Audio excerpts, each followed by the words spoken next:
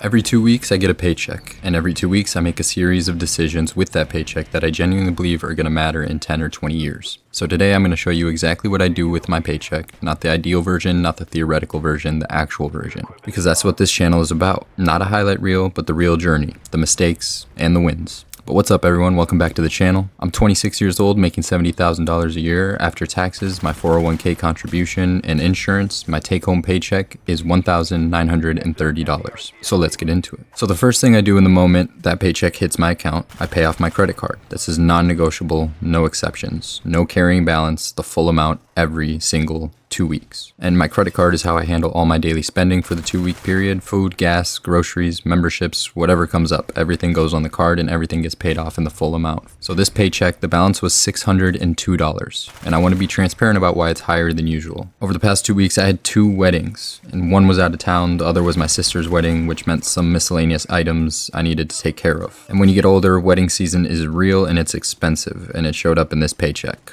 So I'm learning as I go. I'm still earning rewards on every dollar of spending, and I'm never paying interest because the balance is always zeroed out. And I have a clear itemized record of exactly where every dollar went during those 2 weeks. So I use the credit card as a tool, paid in full every single time, and I will never carry a balance, ever. So after the credit card, $1,930 minus $602, I'm sitting at $1,328 to work with. So next, and this one is also a non-negotiable, regardless of what the market is doing or what else is going on in my financial life, $350 goes into my Roth IRA. And I split that between 2 ETFs, $300 into VTI, that's the Vanguard Total Stock Market ETF, which gives me exposure to the entire US stock market in one fund, and $50 into VXUS, and that's the Vanguard Total International Stock ETF, which gives me international exposure outside of the US. And the Roth IRA grows completely tax-free. Every dollar of gains, every dividend, every decade of compounding comes out tax-free in retirement. So at 26 years old, investing in a Roth IRA is one of the best financial decisions available to me, and I treat it accordingly. So $350 every paycheck, non-negotiable. And that leaves me with $978 left. Now, this is also a personal rule I have, and it's not in any finance book, but it works for me.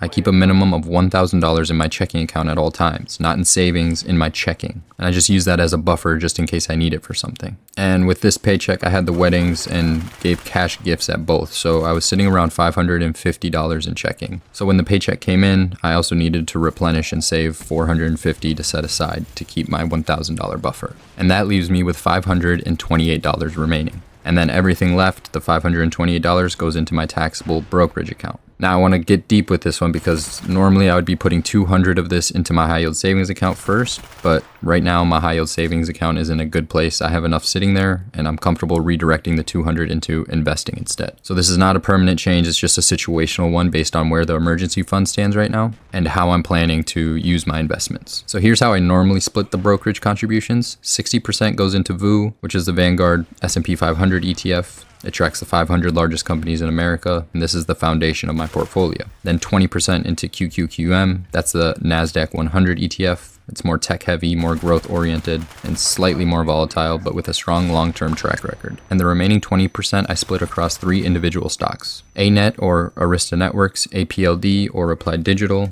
and IonQ. And I can do a separate video if you guys want to learn more about those stocks, but I have reasons as to why I invest in those. But although that's what I normally do, I'm going to be honest with you about what I'm actually doing right now. So with the $528, I'm not deploying it all into any of these positions. Currently, I'm staying liquid, and this is why. Since 2022, I've had a thesis on crypto, specifically Bitcoin. And I believe we're approaching a buying opportunity that I do not want to miss because my capital was already deployed elsewhere. So right now I have approximately $1,000 liquid in my brokerage account, and I'm holding specifically for this moment. My target entry on Bitcoin is $58,000, and I want to be transparent about why that number specifically. Like I said, since 2022, I've spent time learning technical analysis, specifically Fibonacci retracement levels. And as you can see here, this golden area is called the golden pocket, and on the Bitcoin chart sits right around that range of $58,000. So that's my buying zone, and that's where I plan to deploy capital, when or if we get there. Now, I know this goes against everything about dollar cost averaging, staying the course, following the system, and do not try to time the market message that I typically preach on this channel, and I want to address that directly.